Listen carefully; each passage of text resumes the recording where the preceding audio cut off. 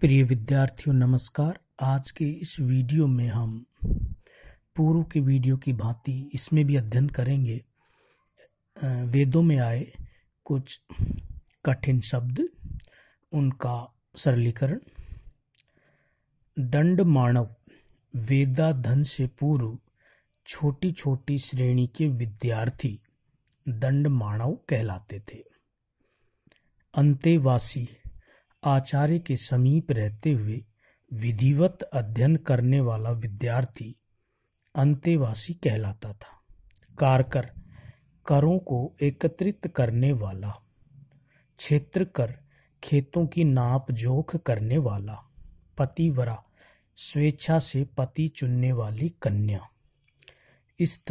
स्नातकावस्था ब्रह्मचर्य आश्रम की समाप्ति और गृहस्थ आश्रम के बीच की अवस्था। श्रोत्रिय वेद पाठी ब्राह्मण।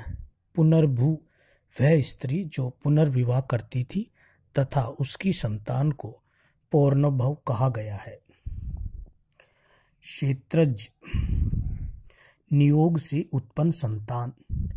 व्रतादेश गुरु के आश्रम में अर्जित शिक्षाओं को व्यवहारिक जीवन में चरितार्थ करना।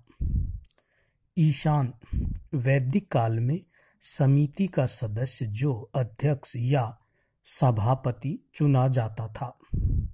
प्रस्थानत्रयी वेदांत दर्शन के तीन आयामों उपनिषद, गीता और ब्रह्मसूत्र को ही प्रस्थानत्रयी कहा गया है, जिनमें उपनिषद श्रवणात्मक, गीता तथा ब्रह्मसूत्र मननात्मक हैं।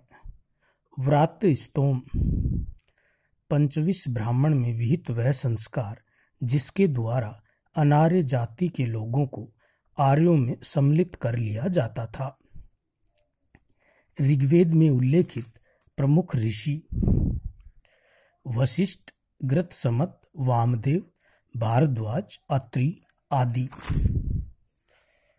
विदुषियां जो ऋग्वेदिक मंत्रों की भी रचयिता थी। अपाला, घोषा, लोपामुद्रा, सिक्ता, निवावरी। उल्लेखनीय है कि लोपामुद्रा विदेह के राज परिवार से संबंधित थी, जिसका विवाह अगस्त ऋषि के साथ हुआ था। ऋग्वेद में उल्लेखित वे नदियां जो अफगानिस्तान में प्रवाहित थी। पहली कुबा, उसका आधुनिक नाम काबुल। सुवास्तु, स्वात, क्रुमु, कुर्रम, गोमती, गोमल।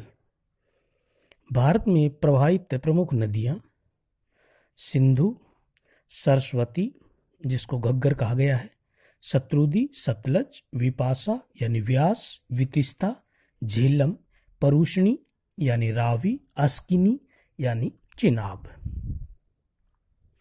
ऋग्वेद में उल्लेखित वे नदियां जो राजस्थान में भी प्रभावित थी।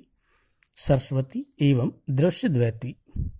ऋग्वेद में सरस्वती एवं दृश्यद्वैती के बीच बहने वाली अन्याय नदी का भी उल्लेख हुआ है, जो हरियाणा में प्राचीन थानेश्वर राज्य के निकट बहती थी। सरयू का उल्लेख इस प्रसंग में हुआ है कि टूवर्स और यदु ने इस नदी को पार कर चित्रांग और अर्ण को पराजित किया था।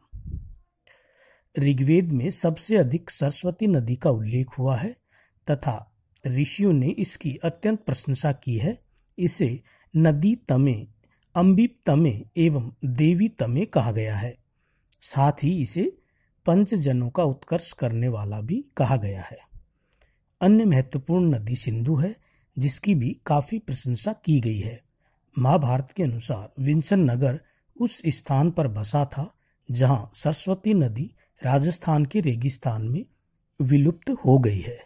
ऋग्वेद में गंगा का उल्लेख एक बार और यमुना का उल्लेख 3 बार हुआ है, और वह भी महत्वपूर्ण नदियों के रूप में नहीं। अन्य नदियों में अनुमति, अनुनीति, राका, गंगू, टास आदि का भी उल्लेख मिलता है। आज यहीं तक, धन्यवाद।